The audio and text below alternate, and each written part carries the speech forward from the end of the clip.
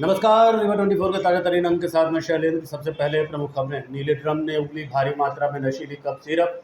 त्योथर के चिल्ला घाट में कभी भी हो सकता है बड़ा हादसा। कलेक्टर के खिलाफ अधिकारियों कर्मचारियों की शिकायत के बाद अब कलेक्टर के पक्ष में आए सामाजिक संगठन व सिमरिया विधायक। अवैध वसूली और घोटाले को लेकर किसानों ने कलेक्टर को सौंपा शिकायती पत्र। समिति प्रबंधक पर लगाए गंभीर आरोप। इन खबरों सहित अन्य खबरें विस्तार से। त्योथर के चिल्ला घाट से खुलेआम लापरवाही का वीडियो सामने आया है, जहां टमस नदी में बिना लाइफ जैकेट के नदी पार करते लोग दिखाई दे रहे हैं। देखिए ये रिपोर्ट। जबलपुर के बरगी डैम में हुए दर्दनाक क्रूज हादसे ने पूरे देश को झकझोर दिया था, जिसमें 13 लोगों की जान चली गई। लेकिन इस बड़े हादसे के बाद भी रीवा जिला प्रशासन अब तक सबक लेता नजर नहीं आ रहा है। ताज़ा मामला त्योंथर तहसील के टमस नदी स्थित चिल्ला घाट का है, जहां खुलेआम नियमों को ताक पर रखकर नावों का संचालन किया जा रहा है। हैरानी की बात यह है कि नाव में सवार लोगों को न तो लाइफ जैकेट दी जा रही है और न ही कोई अन्य सुरक्षा इंतजाम मौजूद हैं। स्थानीय लोग, महिलाएं, पुरुष और कॉलेज के छात्र छात्राएं रोजाना अपनी जान जोखिम में डालकर नदी पार करने को मजबूर हैं। एक नाव में 10 से 15 लोगों को बिठाकर खतरनाक तरीके से सफ़र कराया जा रहा है, जिससे कभी भी बड़ा हादसा हो सकता है। छात्र अनूप सिंह चौहान ने बताया कि उन्हें रोज़ इसी तरह जान जोखिम में डालकर यात्रा करनी पड़ती है। नाव में छोटे छोटे बच्चों सहित कई लोग बिना किसी सुरक्षा उपकरण के सफ़र करते हैं। वहीं नायब तहसीलदार वीरेंद्र द्विवेदी ने कहा कि यदि इस तरह की अव्यवस्था सामने आई तो एसडीआरएफ को सूचना देकर जांच कराई जाएगी और नियमों के विरुद्ध संचालन पाए जाने पर सख्त कार्रवाई की जाएगी। मेरा नाम अनूप सिंह चौहान है और ये चिल्ला घाट है। यहाँ पे हमेशा डर का माहौल बना रहता है। नदी उफान पे रहती हैं, फिर भी नावें चलती हैं और शासन तरफ से कोई भी सिक्योरिटी या लाइफ जैकेट कोई भी वो नहीं आता। कई बार शासन से गुहार लगाया गया, शासन तरफ से कोई भी व्यवस्थाएं नहीं की जाती। एक बार में 10-10, 15-15 छोटी नाव में बैठते हैं, फुल भर के तभी ले जाते हैं उस पार। शासन तरफ से कोई भी सुनवाई नहीं होती। कोई भी व्यक्ति नहीं करेगा। यदि ऐसी स्थिति है, मैं अभी एनडीआरएफ वाली टीम को देखता हूं, उनको कहता हूं कि इस प्रकार की यदि यह व्यवस्था हो रही है तो उसको व्यवस्थित करिए। नशे का गढ़ कहे जाने वाले कबाड़ी मोहल्ले में आज सिविल लाइन पुलिस ने दबिश देते हुए भारी मात्रा में नशीली कप सिरप बरामद की है। नशे के गढ़ के रूप में कुख्यात हो चुके कबाड़ी मोहल्ले में सिविल लाइन पुलिस ने दबिश देकर जमीन के अंदर गाड़े गए नीले ड्रम और खाने वाले बर्तनों से न सिर्फ प्रतिबंधित नशीली कप सिरप की 55 शीशियां बरामद की, बल्कि नशे की सिरप बेचकर कमाए गए 17,000 रुपये भी बरामद किए हैं।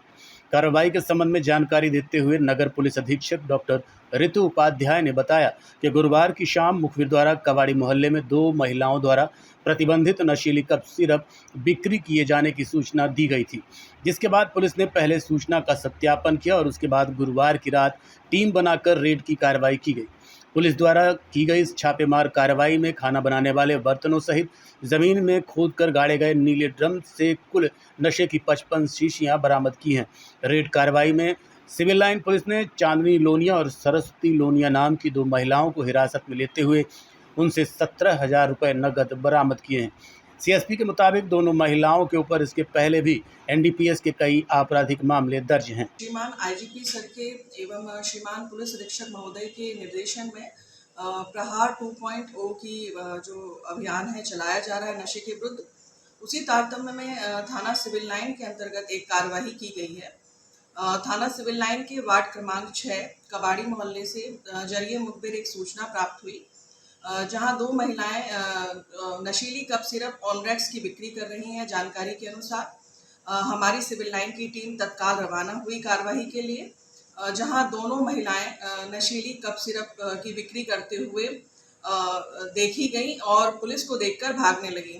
पुलिस के द्वारा उन्हें पकड़ा गया एवं पकड़ने के पश्चात जब तस्दीक की गई और पूछताछ की गई तो जानकारी के अनुसार उन्होंने घर के अंदर एक थैले में जो ऑनरेक्स कप सिरप है उसे छुपा कर रखा था। एक गंज जो खाना बनाने का होता है बड़ा, उसमें उन्होंने छुपा कर रखा हुआ था। उसमें पैसे भी थे जो ग्राहकों को बेचकर उन्होंने कमाए थे। हमारी टीम द्वारा उसे जब्त किया गया। उसके साथ साथ पूछताछ की गई तो ये जानकारी मिली कि घर के पास ही एक खाली प्लॉट है जहां उन्होंने ऑनरेक्स कप सिरप को गड़ा कर रखा हुआ है। कुछ जो पानी के कुप्पे होते हैं उनके अंदर रखे हुए हैं।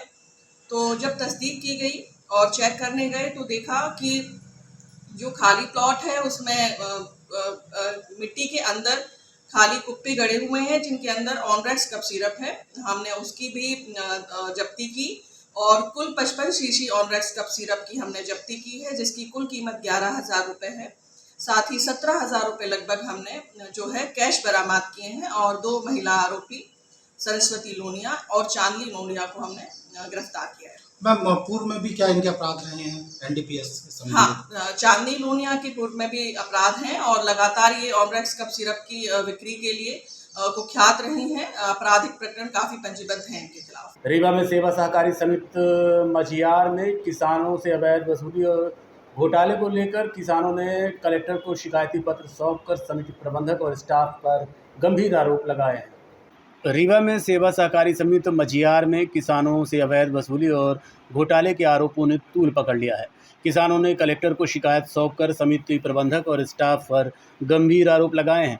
शिकायतकर्ता अंकुर दुबे ने आरोप लगाया कि उपार्जन केंद्र मझियार में गेहूं बिक्री के दौरान किसानों से अवैध रूप से पैसे वसूले गए।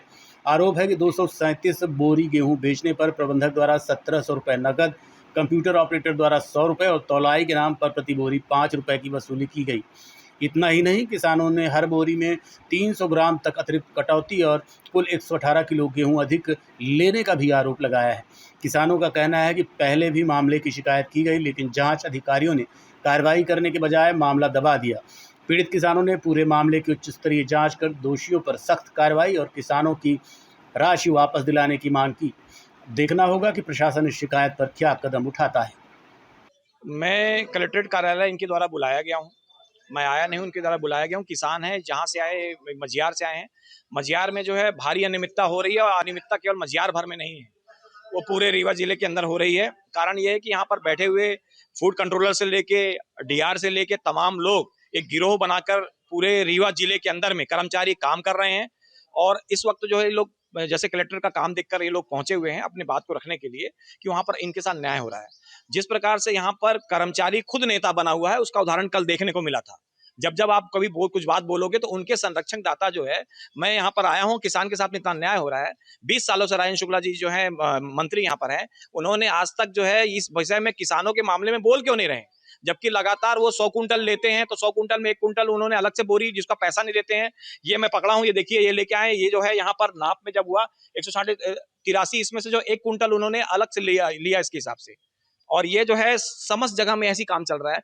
तो आखिरकार किसान जाए तो जाए कहाँ। और इनके जो बड़े नेता हैं वो ये कहते हैं कि इनकी आय जो है 8 गुना 10 गुना बढ़ गई है, जबकि बेचारा कर्जे में दब रहा है। अपने घर में मेहनत करके उगाया हुआ वो और लूटता जा रहा है। और गेहूं खरीदी के नाम पे, मतलब जो बारदाना 125 ग्राम का है, उसकी जगह में 1 किलो जो है गेहूं उसका तौल लेना, ये बहुत ही गलत बात है। और इस प्रकार के काम पे जब नवगत कलेक्टर जब एक्शन लेते हैं तो फिर कल नेतागिरी करने के लिए यही बड़े नेता मिलके उनको भेज के कल जो हुआ ऐसे काम कर रहे हैं। इस बात के लिए हम यहाँ पहुंचे थे।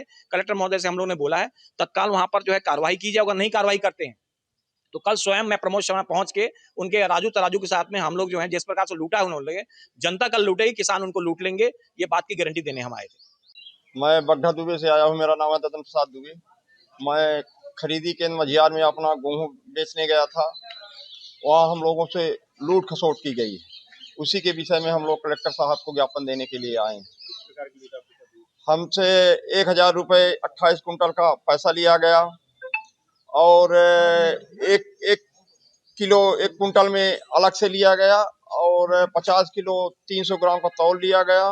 280 रुपये लेबर चार्ज लिया गया। कलेक्टर के विरोध प्रदर्शन के बाद अब कलेक्टर के समर्थन में भी लोग सामने आने लगे हैं। आज प्रदर्शन करते हुए मुख्यमंत्री के नाम ज्ञापन सौंपा गया। उधर कांग्रेस विधायक अभय मिश्रा ने भी पत्रकार वार्ता की। रीवा जिले में कलेक्टर नरेंद्र सूर्यवंशी के समर्थन में अब आमजन और सामाजिक संगठनों की आवाज़ खुलकर सामने आने लगी है। पंचायत एवं ग्रामीण विकास के कुछ अधिकारी कर्मचारियों द्वारा लगाए गए आरोपों के बाद सामाजिक कार्यकर्ताओं एवं विभिन्न संगठनों ने मुख्यमंत्री मोहन यादव के नाम एक विस्तृत ज्ञापन सौंपते हुए कलेक्टर की कार्यशैली को जनहितैषी और प्रशासनिक सुधार की दिशा में महत्वपूर्ण बताया है। ज्ञापन में कहा गया कि रीवा जिले में वर्षों से प्रशासनिक व्यवस्था शिथिल हो चुकी थी। कई सरकारी कर्मचारी कार्यालयों में समय पर नहीं पहुंचते थे आम लोगों को छोटे छोटे कामों के लिए महीनों चक्कर लगाने पड़ते थे और विकास कार्यों की गति भी प्रभावित हो रही थी। लेकिन कलेक्टर नरेंद्र कुमार सूर्यवंशी के पदभार संभालने के बाद प्रशासनिक व्यवस्था में तेजी से बदलाव दिखाई देने लगा है। सामाजिक कार्यकर्ताओं ने मुख्यमंत्री से मांग की कि कलेक्टर नरेंद्र कुमार सूर्यवंशी को रीवा में उनका पूर्ण 3 वर्ष का कार्यकाल पूरा करने दिया जाए तथा राजनीतिक या दबाव आधारित शिकायतों के आधार पर उनके खिलाफ कोई प्रतिकूल कार्रवाई न की जाए। हमने देखा कि यहाँ पर कौन कलेक्टर था ये हमें पता नहीं था, मतलब हमें ही बहुत अच्छे से नहीं पता था, क्योंकि हम लोग अब समाज से भी आप लोग कहते हैं थोड़ा बहुत समाज के लिए प्रयास करते रहते हैं, तो आम जनता को कितना पता रहा होगा यहाँ पे कौन कलेक्टर है। यहाँ एक एरिस्टोक्रेट जिससे बोलते हैं या कि एक टॉप लेवल की जो सोसाइटी है उनको सिर्फ पता था कि यहाँ पे कलेक्टर कौन है, क्योंकि कलेक्टर जो थे वो विशेष लोगों के लिए थे। लेकिन ये जो कलेक्टर साहब आए हुए हैं इनका हमने काम देखा कि किस तरह से जन सुनवाई में एक सामान्य गांव का व्यक्ति भी यदि एक आवेदन लेकर के चला जाता है तो कलेक्टर साहब तत्काल उसमें संज्ञान ले लेते हैं। ये चीज़ें आप सब मीडिया भाइयों के माध्यम से ये चीज़ें दिन प्रतिदिन ही आती रहती हैं, हम सोशल मीडिया में देखते हैं, आपके न्यूज़ चैनल में देखते हैं कि कलेक्टर साहब ने किस तरह से संबंधित कर्मचारी को या अधिकारी को फाइल दबाने के लिए, काम न करने के लिए समय पर फटकार लगाई है, वेतन वृद्धि रोकी है, अनुशासनात्मक कार्रवाई की है, निलंबित किया है। तो इससे जनता में ये था कि विश्वास जताओ उनके काम होने लगे। अब यहाँ पर भारत के इतिहास में पहली बार मैंने देखा कि सारे कर्मचारी एकत्रित होकर के एक कलेक्टर को हटाने के लिए अनशन पे बैठ गए हैं। ये सिविल सेवा आचरण, मध्य प्रदेश के सिविल सेवा आचरण 1965 नियम 1965 का घोर उल्लंघन है। भाई संघ बना लिए, संगठन बना लिए, तो आप ऐसे थोड़ी कर सकते हो कि कुछ भी करोगे, कोई भी बाईपास करके कोई भी नियम और कुछ भी करोगे। ये कैसे यहाँ पर एकत्रित हुई, किससे इन्होंने परमिशन लिया था, कब छुट्टी ली थी, कैसे यहाँ पर आई, ये सब जाँच होनी चाहिए। भाई यदि कलेक्टर के ऊपर जिस तरह से आरोप लगा रहे हैं कि उन्होंने इनको प्रताड़ित किया या किसी तरह से इन पर अभद्र भाषा का उपयोग किया, तो उसकी भी जांच होनी चाहिए। सीसीटीवी कैमरे लगे हुए हैं, कलेक्टर साहब कह रहे हैं कि हमने 1 घंटे की सिर्फ मीटिंग ली है, 1 घंटे में उन्होंने क्या ऐसा कहर ढा दिया इनके ऊपर। सीसीटीवी में सब होगा ना, तो देख लें कि क्या कलेक्टर साहब ने ऐसा क्या कह दिया है ना। तो ये जो चीज़ें हैं ये अनाप शनाप आरोप हैं, मनगढ़ंत आरोप हैं, इनका कोई औचित्य नहीं। और इसके पीछे जो मुझे समझ में आ रहा है ये सिर्फ कर्मचारी ही नहीं है, इसके पीछे राजनीतिक लोगों का भी हाथ है जो इसमें है, और पूरी तरह से इसमें इनका संरक्षण प्राप्त है, जिसकी वजह से ये कलेक्टर के ऊपर दबाव लगा करके ऐसे किया जा रहा है। तो जो भी ऐसे लोग हैं, राजनीतिक लोग हैं, मैं उनसे आग्रह करूंगा कि इस तरह से मत करिए। कलेक्टर यदि जनता के फेवर में काम कर रहा है तो आप सब भी सामने आइए, जितने विधायक हैं, सांसद हैं, यहाँ के मंत्री हैं, उनको तो खुश होना चाहिए कि जनता का काम अच्छा एक कलेक्टर कर रहा है, और वो उनके मुंह से आवाज़ नहीं निकल रही है, उल्टा कलेक्टर को यहाँ से हटाए जाने की बातें हो रही है। तो ये शर्मिंदगी वाली बात है इन सभी राजनेताओं के लिए, इन सभी जितने जनप्रतिनिधि हैं इनके लिए शर्मिंदगी की बात है कि एक कलेक्टर को जो काम कर रहा है उसको हटाए जाने की बात हो रही है और इनके मुंह से क्यों नहीं निकल रही है। आए थे कलेक्टर को हटाने के लिए कमिश्नर कार्यालय। आप गांव जाइए और एक गरीब माँ है, सर पे टोकरी रखती है, पीठ में बेटे को रखती है, सुबह 8 बजे आती है और रात को 6 बजे तक काम करती है, 400 की मजदूरी, और दूसरे दिन 8 बजे पहुंचती है तो नहीं खाती। ये जो धरना देने आए थे इनके घर में मजदूर देखिए तो 8:05 पे पहुंच जाएगा तो बोल देंगे कि चला आज तू बहुत काम करे, आज नहीं, आज लेट हो गए। तो जब मजदूर के तू 8 बजे से 7 बजे तक काम करावा था तो तुमका तो एसी कमरा में बैठे है। और दूसर अपना प्रजन के माध्यम से हम विनती करा चाहिए थे मुखिया जे है मध्य प्रदेश के कि जितने धरना देने आए थे, कमिश्नर साहब से कहता हूँ कि जिस विभाग में जहाँ ये पदस्थ हैं, आरएस का एई है, आरएस का जो एई है या जो सहायक यंत्री है, उप यंत्री है, जितने भी हैं जी, ये जहाँ काम कराए हैं चल के उन कामों का दर्शन हो जाए। वैसे ये जिला छोड़ के ना भाग जाए तो बताइए गए कलेक्टर को हटाने की बात छोड़िए। खेत तालाब एक एक गांव में 50-50 चोरी हो गए। चोरी क्या बने नहीं, बिल्डिंगें खंडार हो रही हैं, बनी नहीं, पैसे निकल गए। पीसीसी राम के घर से श्याम, श्याम के घर से राम, न राम को मिली न श्याम को मिली। तो ये आए कि कहीं ऐसा ना हो कि कलेक्टर साहब जिस तरह से रूट पे जाके काम कर रहे हैं और कहीं अगर देखे तो इनके ऊपर डकैती न दर्ज हो जाए, इसलिए कि विकास चोरी हो गया।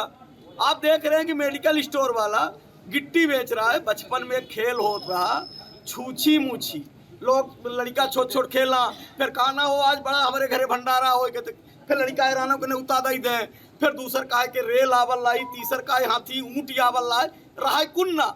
तो यहाँ न सीमेंट खरीदार लाग, न सीमेंट के बेचल लाग, मिठाई वाला गिट्टी बेच देता है, मेडिकल स्टोर वाला सरिया बेच दे ला है, बेचत क्यों नहीं लाग, न क्यों खरीदल लाग, न कहा कुछ बनल लाग।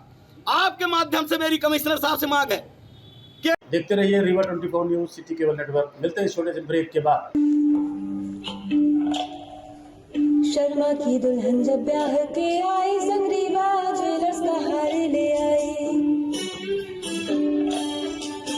छा गया नाम शर्मा इनका गहना, हाय रे शर्मा इनका गहना, हाय रे शर्मा इनका गहना। शर्मा ने बहन का ब्याह रचाया, रीवा ज्वेलर्स का सेट फिर से ले आया। बन गया वो मिसरा इनका गहना, हाय रे मिसरा इनका गहना, हाय रे मिसरा इनका गहना। मिसरा इनका बेटा अफसर बन गया, पत्नी के गले में आईना चमक गया। बन गया वो अफसरा इनका गहना, हाय रे अफसरा इनका गहना, हाय रे अफसरा इनका गहना। शर्मा इनकी बिटिया डोली चढ़ गई, हार पे डायमंड की रोशनी जग गई। बन गया नई बहुरा इनका गहना, हाय रे बहुरा इनका गहना। रीवा से लेकर बिंद तक छाया, हर शादी में रीवा ज्वेलर्स का नाम आया। पीढ़ी दर पीढ़ी विश्वास जगाया, रीवा ज्वेलर्स ने हिस्सा निभाया। कोई ब्याह कराए या न कराए, हाय पर गहना बनाए तो रीवा ज्वेलर्स से बनाए। शर्मा की दुल्हन जब ब्याह के आई, संग रीवा ज्वेलर्स का हार ले आई। छा गया नाम शर्मा इनका गहना, हाय रे शर्मा इनका गहना, हाय रे शर्मा इनका गहना। शर्मा ने बहन का ब्याह रचाया, रीवा ज्वेलर्स का सेट फिर से। रीवा कलेक्टर ने आज करहिया मंडी में गेहूं खरीदी केंद्र का औचक निरीक्षण किया। कलेक्टर नरेंद्र कुमार सूर्यवंशी ने करहिया गेहूं मंडी उपार्जन केंद्र का औचक निरीक्षण किया, जहां की व्यवस्थाओं का जायजा लिया। उन्होंने उपार्जित किए जा रहे गेहूं की बोरी का आमने सामने तौल कराया और गेहूं की गुणवत्ता को देखा। कलेक्टर ने निर्देश दिए कि उपार्जित गेहूं का तेजी से परिवहन कराएं। उन्होंने कहा कि अब बड़े किसानों का गेहूं आ रहा है, जिससे आवक हो रही है, अतः परिवहन को और तेज कराएं। उन्होंने किसानों से संवाद करते हुए खरीदी केंद्र में की गई व्यवस्थाओं सुविधाओं की जानकारी ली। कलेक्टर ने किसानों को बताया कि खरीदी केंद्र में सभी सुविधाएं दी गई हैं। भ्रमण के दौरान कलेक्टर ने निर्देश दिए कि मंडी में कैंटीन का टेंडर कराकर उसका संचालन सुनिश्चित कराएं। उन्होंने मंडी परिसर में गंदगी पाए जाने पर संबंधित सफाई एजेंसी पर 5,000 रुपये का अर्थदंड लगाने के निर्देश दिए।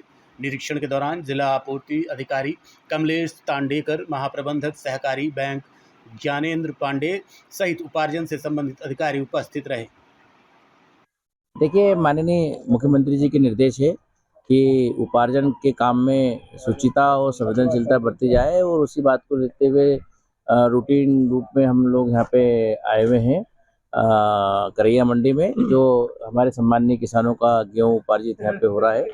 यहाँ पे देखा एक हाथ कोई छोटी मोटी सफाई इत्यादि नहीं है, बाकी तोल भी यहाँ पे सबके सामने करवाया। तोल भी यहाँ का अच्छा है। किसानों को जो सुविधाएं आवश्यक जो होना चाहिए छाँव वगैरह की, वो यहाँ पे है। इसके अलावा और भी दो दूसरी समस्या है, वो यहाँ पे उनकी निराकरण करके कार्रवाई की जा रही है। तोल के उठाव, ये उपार्जित गेहूं के उठाव के लिए हमें कुछ व्यवस्था करना है, तो उसको भी हम एक्सपीडाइट कर रहे हैं, और आने वाले समय में 1-2 दिन में यहाँ का पूरा जो है उपार्जित गेहूँ उसका परिवहन करने का भी काम कर लिया जाएगा। पुराने कब्रिस्तान को बचाने को लेकर मुस्लिम समाज के लोगों ने आज आवाम फाउंडेशन के बैनर तले कलेक्टर से मुलाकात कर ज्ञापन सौंपा। रीवा के वर्षों पुराने कब्रिस्तान की ज़मीन को सुरक्षित बचाने की मांग को लेकर मुस्लिम समाज के आवाम फाउंडेशन ने शुक्रवार को एक अनोखी और शांतिपूर्ण पहल की। बड़ी संख्या में लोग कलेक्ट्रेट कार्यालय पहुंचे, जहां उन्होंने हाथों में गुलाब के फूल लेकर अपनी मांगों को लेकर कलेक्टर से मुलाकात की। मुस्लिम समाज के प्रतिनिधियों ने कब्रिस्तान की ज़मीन का सीमांकन और नाप जोख कराए जाने की मांग उठाई। वहीं कलेक्टर ने समाज की ओर से भेंट किए गए फूल स्वीकार करते हुए मामले की जांच का उचित निराकरण करने का आश्वासन दिया। रीवा कलेक्ट्रेट परिसर में रोजाना अलग अलग संगठनों और लोगों का ज्ञापन देने पहुंचना आम बात है। अक्सर यहां नारेबाजी और विरोध प्रदर्शन का माहौल देखने को मिलता है, लेकिन शुक्रवार का नज़ारा कुछ अलग था। मुस्लिम समाज के आवाम फाउंडेशन से जुड़े सैकड़ों लोग बेहद शांतिपूर्ण और सौहार्द तरीके से हाथों में गुलाब लेकर कलेक्ट्रेट पहुंचे। उनका उद्देश्य सिर्फ अपनी बात प्रशासन तक पहुंचाना था। सभी लोग कलेक्टर रीवा नरेंद्र कुमार सूर्यवंशी से मुलाकात कर उन्हें गुलाब के फूल भेंट करना चाहते थे। इन दिनों कलेक्टर नरेंद्र सूर्यवंशी लगातार चर्चाओं में बने हुए हैं। शहर में उनकी कार्यशैली को लेकर चर्चा हो रही है। ऐसे में ज्ञापन सौंपने का ये अनोखा और सौम्य तरीका देखकर कलेक्टर भी काफ़ी प्रसन्न नजर आए। कलेक्टर ने मुस्लिम समाज के प्रतिनिधियों से ज्ञापन लेने के बाद उनसे विस्तार से बातचीत की और उनके हाथों से गुलाब के फूल स्वीकार किए। इस दौरान नरेंद्र सूर्यवंशी ने कहा कि मामला राजस्व विभाग से जुड़ा है, इसलिए प्रक्रिया में थोड़ा समय लग सकता है, लेकिन पूरे मामले का निष्पक्ष तरीके से परीक्षण कर समाधान निकाला जाएगा। कलेक्टर के आश्वासन के बाद आवाम फाउंडेशन और मुस्लिम समाज के लोग शांतिपूर्वक वहां से रवाना हो गए। दरअसल रीवा के पुराने कब्रिस्तान की ज़मीन को लेकर लंबे समय से विवाद की स्थिति बनी हुई है। मुस्लिम समाज की मांग है कि ज़मीन की नाप जोख और सीमांकन जल्द कराया जाए, ताकि भविष्य में किसी भी तरह का विवाद हमेशा के लिए शांत हो सके। बस ऐसे हाथ उठा लीजिए, सब आके मिल लेंगे, बस आप लोग चलिए आइए चचा।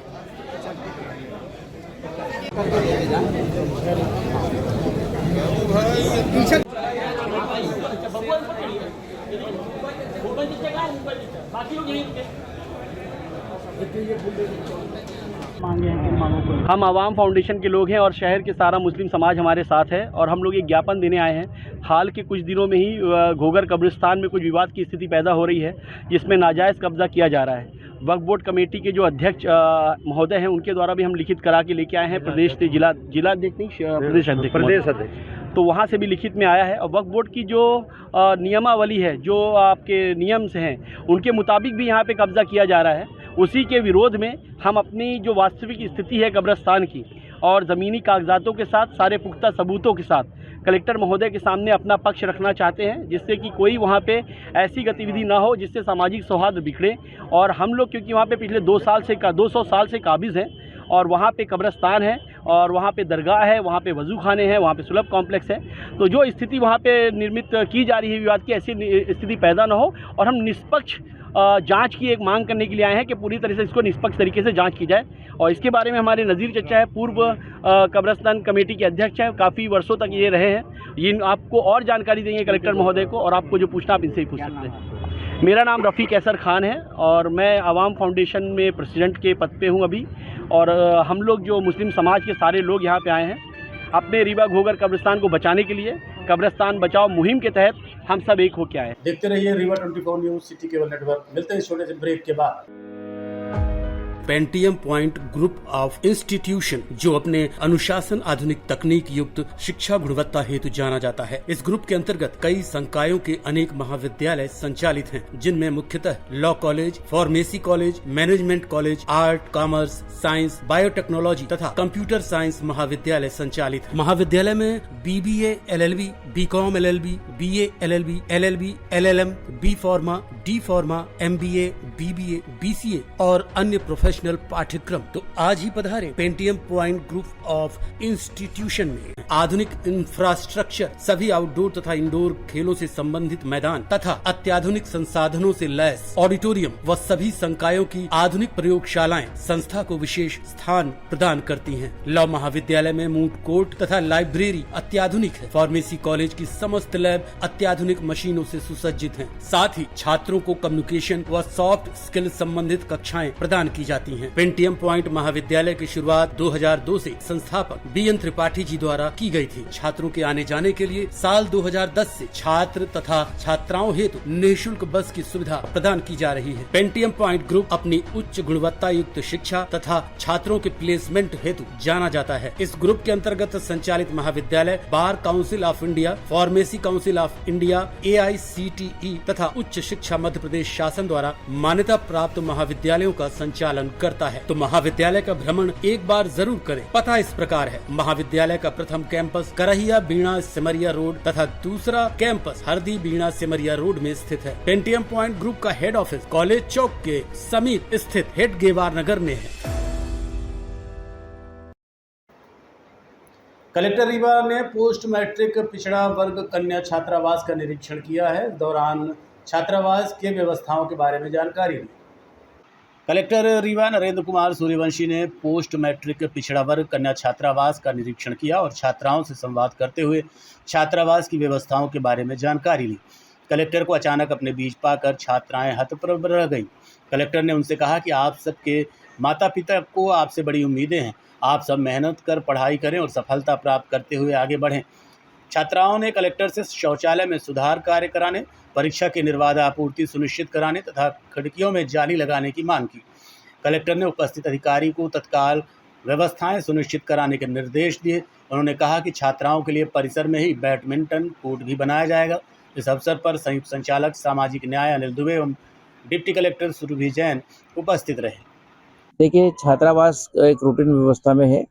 आज जो अन्य पिछड़ा वर्ग की जो बालिकाएं हैं, उस छात्रावास में हम लोगों ने भ्रमण किया था और बच्चियों से बात करी है, उनकी सुविधाओं के बारे में, उनको होने वाली समस्याओं के बारे में।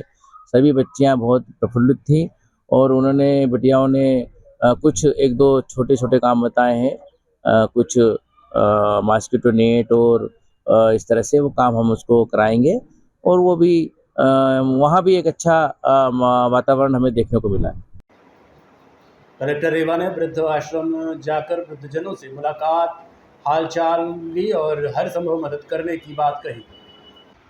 कलेक्टर ने वृद्धाश्रम में निवासरत माताओं, वृद्धजनों से संवाद करते हुए वृद्धाश्रम की व्यवस्थाओं के विषय में जानकारी ली।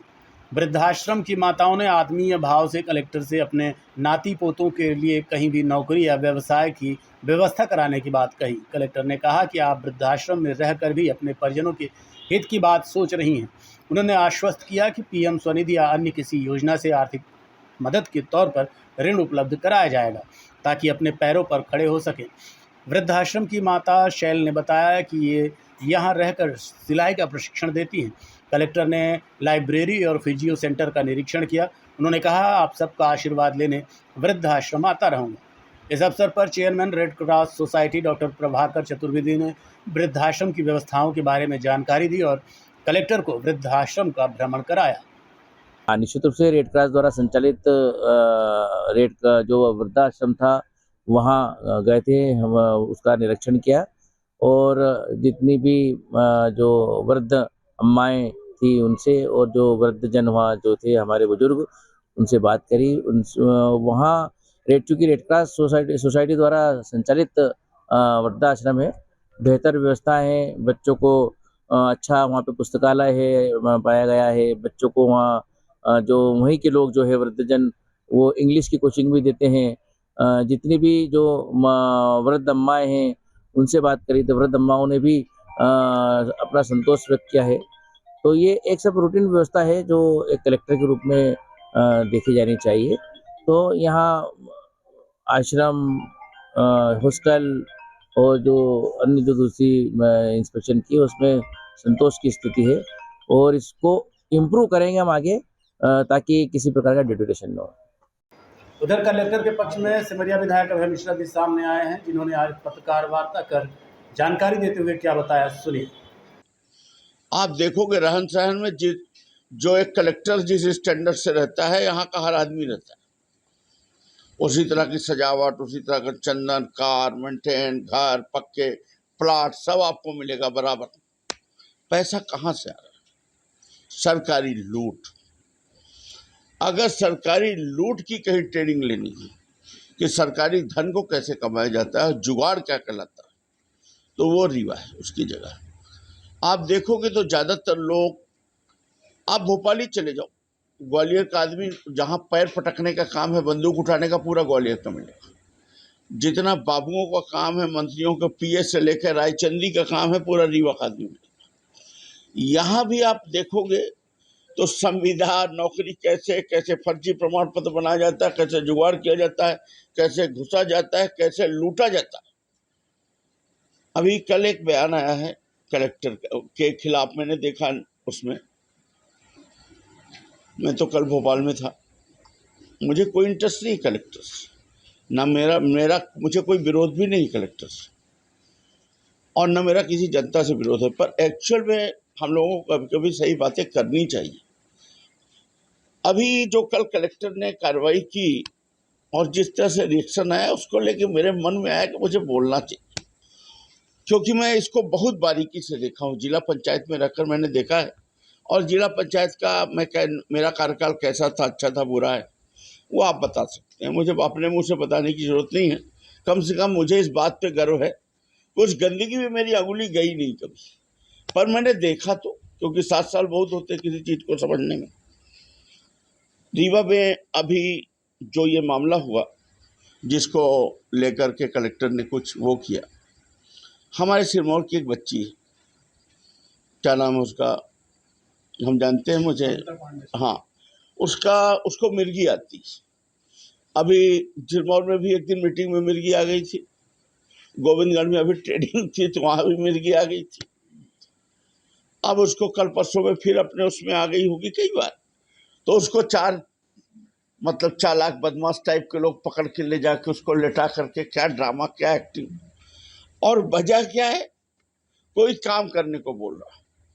मामला क्या है, जो जल संवर्धन योजना थी जिसकी मीटिंग चल रही थी, वो हितग्राही मूलक योजना, उसमें हितग्राहियों के खाते में सीधे पैसा जाना, उसमें उपयंत्री का मूल्यांकन नहीं है, एपीओ का खेल नहीं है, इनको कमाना नहीं है, इनको प्रॉफिट नहीं मिल रहा। तो ये नीचे से 52 में ये नीचे से 1 नंबर ऊपर है, मतलब सबसे अंतिम स्टेज पर, क्योंकि वहां इनको कमाई नहीं। एक और है नेटवर्क, जैसे मान लीजिए ग्राम पंचायत के सरपंच है, सचिव हैं, जीआरएस। आज अगर हम नहीं बोलेंगे, आप लोग, हम लोग, कलेक्टर को तो मैं इस बात की तारीफ करूंगा कि इतने कम टाइम में नजर कैसे चली। मतलब हमारे रीवा की जनता कुछ कर पाए ना कर पाए, पर टीडी पांडे कौन है, संजय सिंह कौन है, फलाने कौन है, कौन क्या कर रहा है, जानती तो सब है। गांव का आदमी जानता है, कम से कम पंचायती राज का आदमी तो जिला पंचायत और अपने अपने जनपद क्षेत्रों में एक एक की करतूत जानता है। उसकी नहीं चल रही, वो शिकायत कर रहा, वो सर पटक रहा, खुलेआम ये लूटे ले रहे हैं। पिछली कलेक्टर नहीं सुन रही थी, इनके काकस में थी, सब कुछ है। इसके पहले भी यही हाल था। दिक्कत ये है कि ये चालाक बदमाश टाइप के लोग जो ये चालाकी करते हैं, सरकारी लूट करते हैं। तिवारी जी के टाइम में उनके स्कूल से निकले हुए ये सब विद्यार्थी, और उनको उनके साथ भला नहीं किया, उनका फुल मिसयूज किया और अंत में उनको धोखा दिया। अब आज जो सत्ता के केंद्र है वो वहां शिफ्ट है, वो भी इनकी मदद नहीं कर रहे, लेकिन वो जान भी नहीं पाएंगे और ये उनका यूज कर लेंगे, और नहीं तो सामने, आपके सामने तमाशा ही है। अब आप एक एक करके लीजिए। आज के अंक में इतना ही। देखते रहिए रीवा 24 न्यूज़। नमस्कार।